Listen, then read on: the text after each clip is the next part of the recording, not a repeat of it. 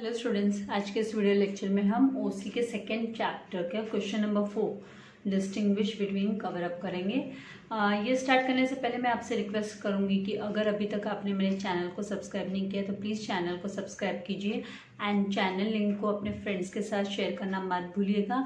Video को like करना। यहाँ पे अभी फर्स्ट दिया है प्लानिंग एंड ऑर्गेनाइजिंग। तो प्लानिंग एंड ऑर्गेनाइजिंग ये 2017 जुलाई में पूछा भी गया था बोर्ड में। ये डिस्टिंग्विश बिटवीन तो प्लानिंग एंड ऑर्गेनाइजिंग। तो फर्स्ट हम स्टार्ट करेंगे मीनिंग से। आपको मीनिंग, अगर आप मीनिंग से स्टार्ट करो तो आपको प्लानिंग का भी पहले मीनिंग लिखना होगा और उसके सामने ही आपको ऑर्गेनाइजिंग का भी मीनिंग लिखना होगा। तो यहाँ पे डिस्टिंग्विश बिटवीन में जब आपका पॉइंट वाइज जब आप लिखते हो तो फर्स्ट कंपैरिजन आपका, अगर मीनिंग को लेकर अगर आप कंपैरिजन कर रहे हो तो मीनिंग के साथ ही कंपैरिजन दोनों भी टर्म्स का होना चाहिए। तो यहाँ पर प्लानिंग मतलब क्या, तो planning is deciding in advance. Planning का मतलब होता है एडवांस में डिसाइड करना, व्हाट टू डू, क्या करना है, हाउ टू डू इट, कैसे इसे करना है, व्हेन टू डू इट, कब इसे करना है, who is to do it, कौन इसे करेगा। तो that is planning. And organising का मतलब होता है ऑर्गेनाइजिंग इज द प्रोसेस। ये क्या है, ये प्रोसेस है ऑफ डिफाइनिंग एंड ग्रुपिंग। ये डिफाइन करना और ग्रुपिंग करना मतलब कैटेगराइज करना एक्टिविटीज को of the enterprise and establishing, और फिर उन्हें सेट करना, एस्टैब्लिश करना अथॉरिटी रिलेशनशिप अमंग देम। तो establishing the authority relationship among them. तो यहाँ पे ग्रुपिंग करना एक्टिविटीज का, defining and grouping the activities, ये होता है under the organising. Then second हम आते हैं ऑब्जेक्टिव्स पे। तो इसका ऑब्जेक्टिव क्या है, प्लानिंग का क्या अर्थ है, प्लानिंग क्यों करनी चाहिए। तो टू सेट गोल्स, गोल्स को सेट करने के लिए and choosing the means to achieve this goals, और इन गोल्स को अचीव करने के लिए जो मीन्स लगेंगे, मीन्स मतलब जो जिन जरिए से, की हेल्प से, विद द हेल्प ऑफ, जो जिसकी जरूरत पड़ेगी हमको इसको गोल को अचीव करने के लिए, किस किस फैक्टर्स की जरूरत होगी, तो उनको वो फैक्टर्स को चूज करना, ये ऑब्जेक्टिव होता है प्लानिंग का। तो प्लानिंग क्या करता है, to set the goals, goals को सेट करना and choosing the means to achieve these goals. Then organising का ऑब्जेक्टिव क्या आता है, टू आइडेंटिफाई, आइडेंटिफाई करना मतलब पहचानना, आइडेंटिफाई करना, पहचानना एंड ब्रिंग टुगेदर, और एक साथ लाना सारे के सारे जो रिक्वायर्ड रिसोर्सेज हैं उन सबको, bring together all required resources, सारे के सारे रिक्वायर्ड रिसोर्सेज को एक साथ लाना, ये होता है ऑब्जेक्टिव। मतलब किसका, ऑर्गेनाइजिंग का ऑब्जेक्टिव ये होता है। देन थर्ड पॉइंट डिस्टिंग्विश का है एरिया ऑफ फंक्शन। कौन सा एरिया, फंक्शन के लिए कौन सा एरिया चूज करेंगे, एरिया ऑफ फंक्शन। तो इट इंक्लूड्स, ये इंक्लूड करता है, it consist of, it includes setting objectives, objectives को सेट करना बाय आइडेंटिफाइंग, आइडेंटिफाई करके the ways of, the ways मतलब द मीन्स, वेज मतलब means of attaining the goal and selecting the best plan, और best plan को select करना।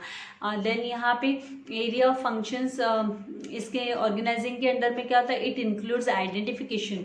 ये इसमें क्या इंक्लूडेड रहता है, तो इसमें आइडेंटिफिकेशन इंक्लूडेड रहता है and grouping of activities, activities का grouping of activities.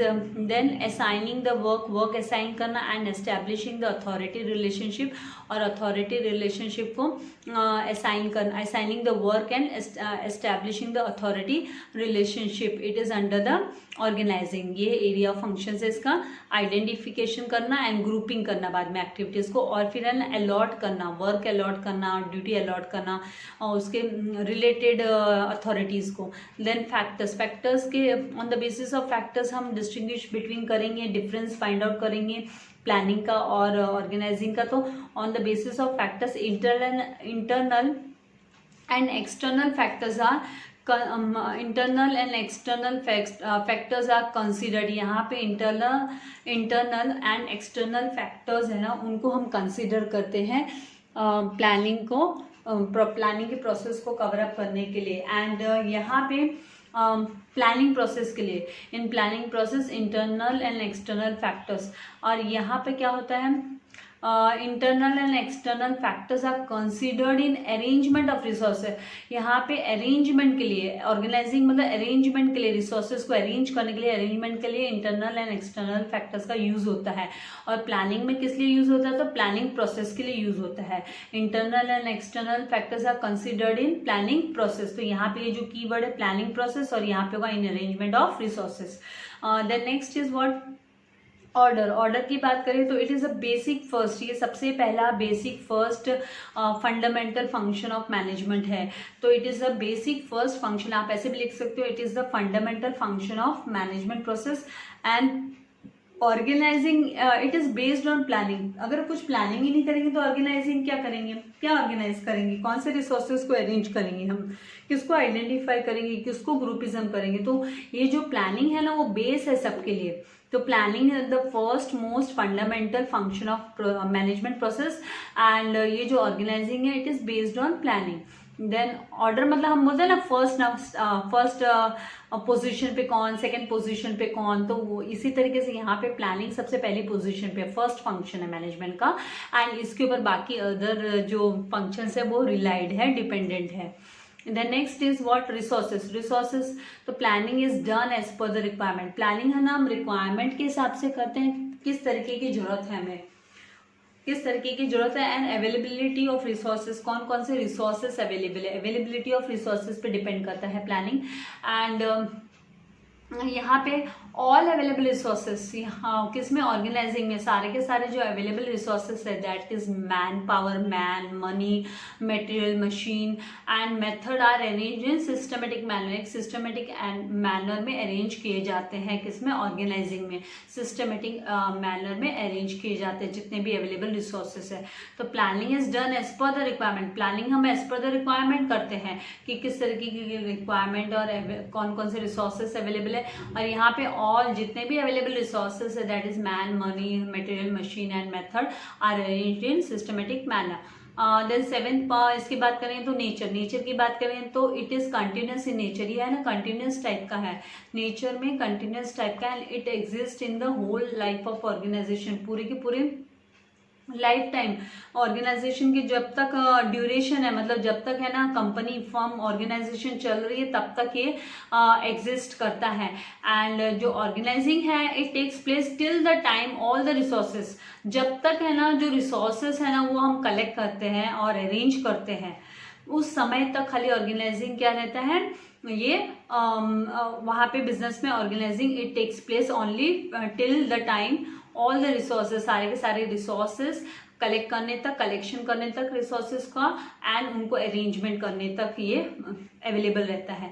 Then 8th point level of management. Level of management की बात करें तो प्लानिंग ऑफकोर्स जिसकी ऑर्गेनाइजेशन है, जो सबसे ऊंचे ओहदे पे बैठा है वो है ना प्लानिंग करेगा, क्योंकि वो थोड़ी ना जाके काम करने वाले, वो प्लानिंग करेगा और बाकी लोग उसको फॉलो करेंगे, एग्जीक्यूट करेंगे। तो यहाँ पे टॉप लेवल मैनेजमेंट, जो top management is concerned with means related with, तो top management is concerned with planning the activities. Top management है वो कंसर्न्ड है, रिलेटेड है एक्टिव प्लानिंग एक्टिविटीज से, concern with the planning the activities. और यहाँ पे जो ऑर्गेनाइजिंग है उसमें top and middle level management दोनों ही है ना रिलेटेड होते हैं। ऑर्गेनाइजिंग द रिक्वायर्ड रिसोर्सेज, जो रिक्वायर्ड रिसोर्सेज है उनसे रिलेटेड दोनों भी, जो top and middle level management है वो दोनों भी रिलेटेड होते हैं ऑर्गेनाइजिंग से। प्लानिंग में only top management and organising में टॉप प्लस मिडल। तो आपको इस तरीके से भी आप याद रख के आप अपना सेंटेंस फ्रेम कर सकते हो। तो आई होप आपको ये जो distinguish between, first distinguish between था वो आपको प्लानिंग एंड ऑर्गेनाइजिंग समझ में आ गया। अभी मूव करते हैं सेकंड डिस्टिंग्विश बिटवीन पे। तो यहाँ पे सेकंड डिस्टिंग्विश बिटवीन है ऑर्गेनाइजिंग एंड स्टाफिंग। तो ऑर्गेनाइजिंग एंड स्टाफिंग ये है ना अक्टूबर 2014 में एज वेल एज मार्च 2018 में पूछा गया था। मार्च 2018 में बोर्ड पेपर में पूछा गया है ये। तो यहाँ पे अभी ऑर्गेनाइजिंग एंड स्टाफिंग का हम डिस्टिंग्विश बिटवीन, फिर हम मीनिंग से स्टार्ट करते हैं।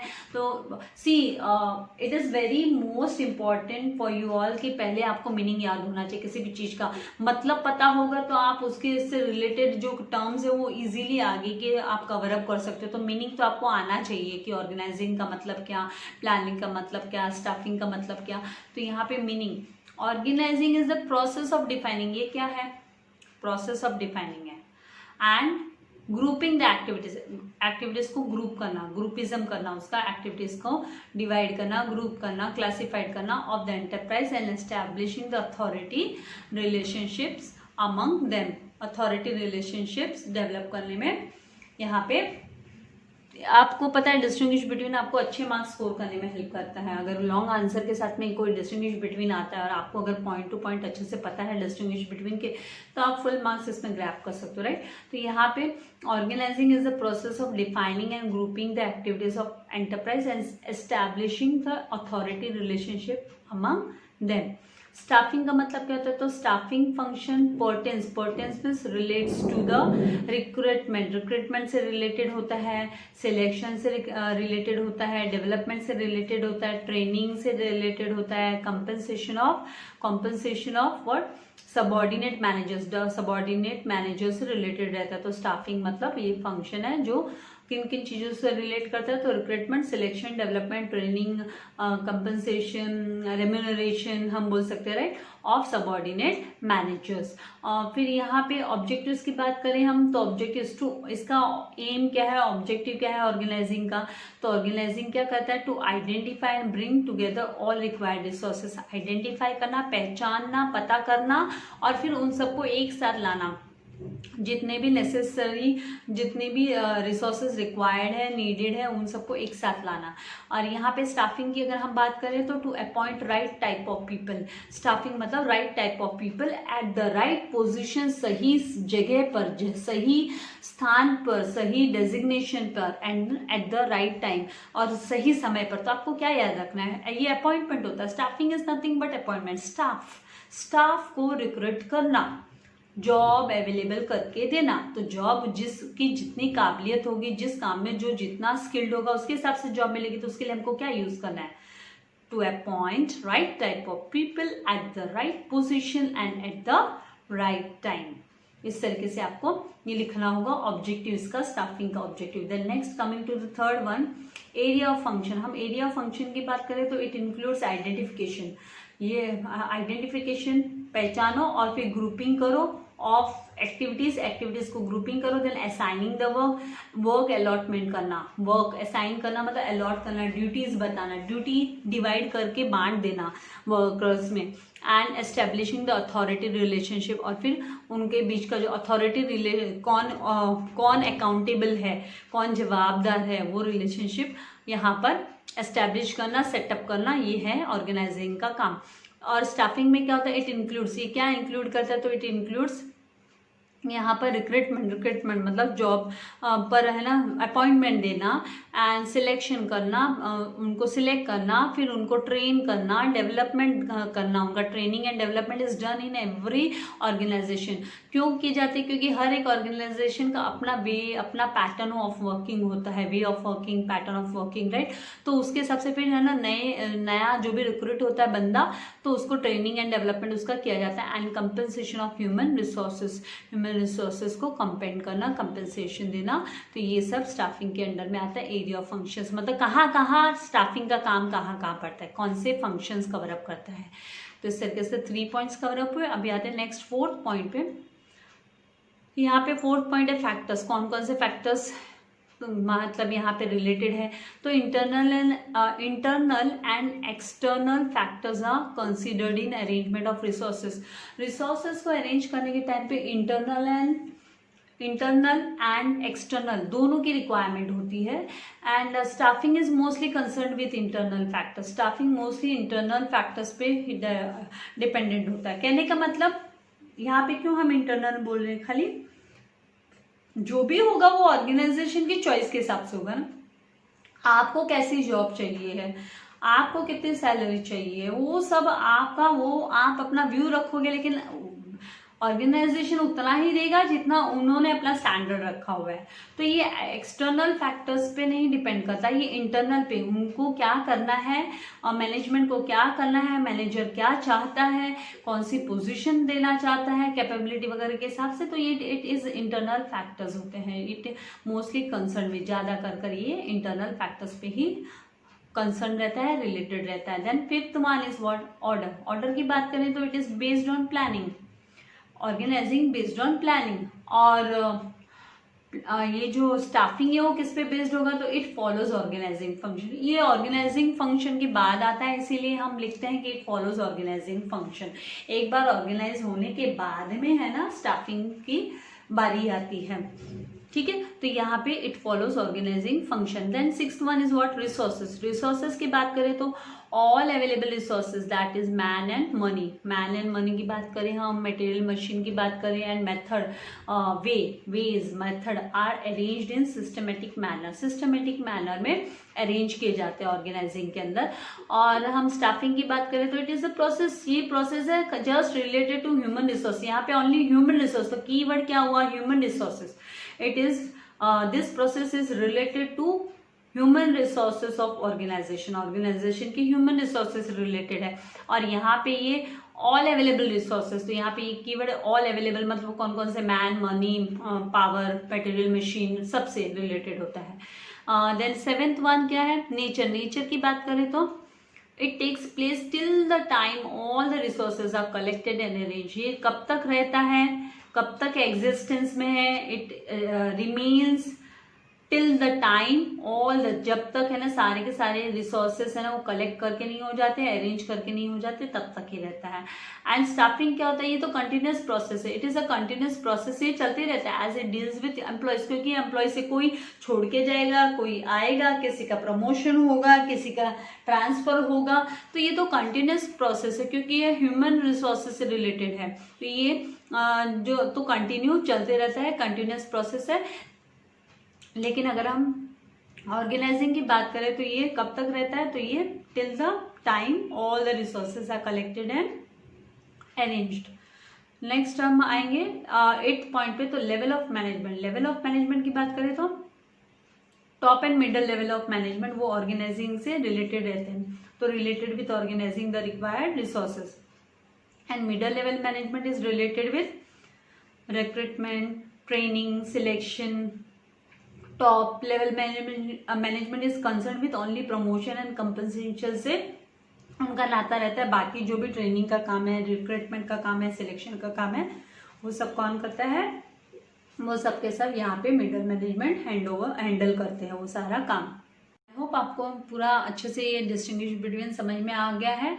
तो आज के वीडियो लेक्चर में मैं ये 2 डिस्टिंग्विश बिटवीन मैंने आपको एक्सप्लेन किया। नेक्स्ट वीडियो लेक्चर में मैं आपके लिए नेक्स्ट 2 डिस्टिंग्विश बिटवीन लाऊंगी, क्योंकि वीडियो लेंथी हो जाता है तो आप लोगों के लिए भी थोड़ा डिफिकल्ट होता है। बीके के लिए तो मैं कुछ नहीं कर सकती। अकाउंटेंसी का तो अगर कंटिन्यूस सम है तो उसको मैं 2 पार्ट्स में डिवाइड करके आप लोगों के लिए वीडियो अपलोड नहीं कर सकती हूँ। आई कैन अंडरस्टैंड कि आप लोगों को प्रॉब्लम होती है कभी कभी वो डाउनलोडिंग में, तो लेकिन उसमें मेरे पास कोई ऑप्शन नहीं है। लेकिन थियरी पार्ट्स में मैं आपको शॉर्ट वीडियोस प्रोवाइड कर सकती हूँ। तो ये 2 डिस्टिंग्विश के साथ ही मैं यहाँ पे इसको वाइंड अप कर रही हूँ।